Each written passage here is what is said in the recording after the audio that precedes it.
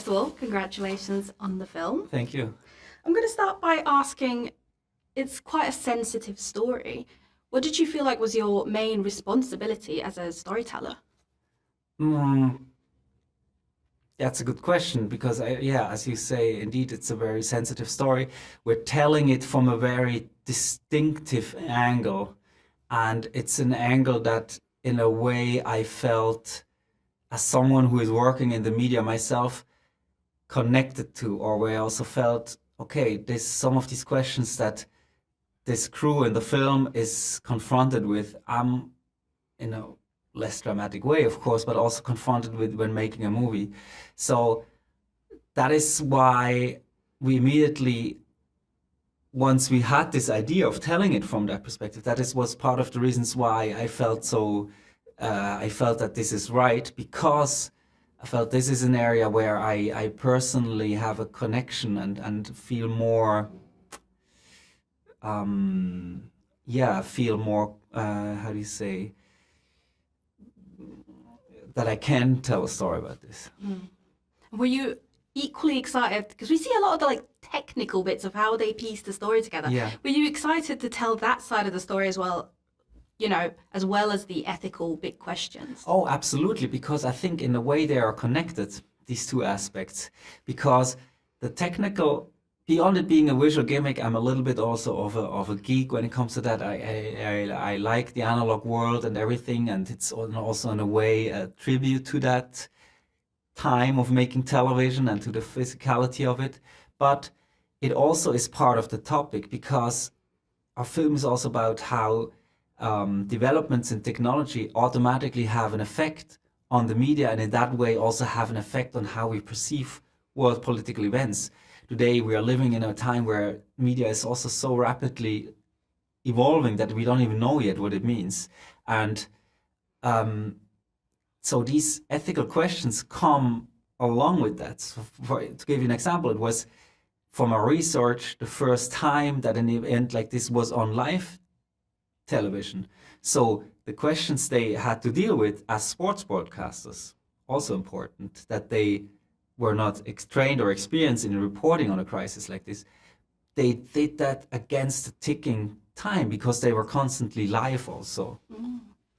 And this brings me to the big question of, because we see so intricately how everything is put together and they're making active choices of what the audience sees, like you as a filmmaker do. Can the news ever then be neutral because someone is making decisions of what we see? That's a good question. That's such a big question, as you say. A little uncomfortable, maybe. The big question, of course. And I think also that's a question where there is no answer to. I also, in our movie, we just try to raise these questions. But if there would be a simple answer, I think it wouldn't be an interesting question also in a way. So, and I agree, in that moment where you put the camera on something, or you point the camera on something and choose a framing, it's already a decision, and you're already part of the story in a way. So it can be separated. But would it be a solution not to report on a situation like this at all? No, either. So I don't know. I don't know the answer. Yeah. How do you think an event like this would now be covered? Just much more cameras, I think. Really? Yeah, I was a bit, because back then it was, I don't know, because on the other hand, even, I wouldn't know how the police, of course, would deal with that, because it was also part of what happened in Munich, is that the police was quite overwhelmed with all the people and all the press coming over from the venues that was so close.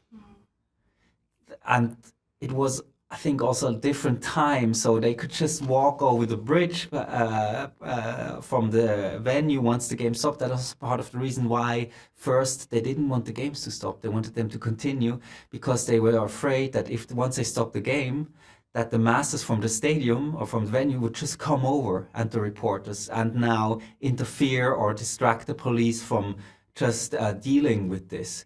And this is exactly what happened. So I don't know how today this would be, but I think what is clear is that today everybody has a camera in the pocket. Exactly. We'll end on a slightly lighter note. We love to, at Film Stories, kind of highlight films that no one else is maybe highlighting. Can you recommend an underrated gem that you think everyone should see? Oh wow, there's so many movies I could mention right now. There's a German TV series called Zeitverbrechen that I really loved. That's four German directors. It was out a year ago at Berlinale. Hasn't been seen much, and there was super great episodes.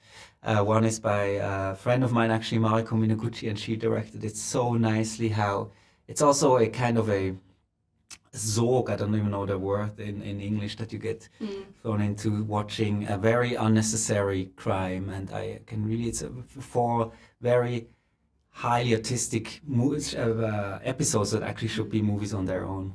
Oh, amazing. Yeah. Thank you very much for your time. Thank and you. again, congratulations on the film. Thank you very much. Thank you.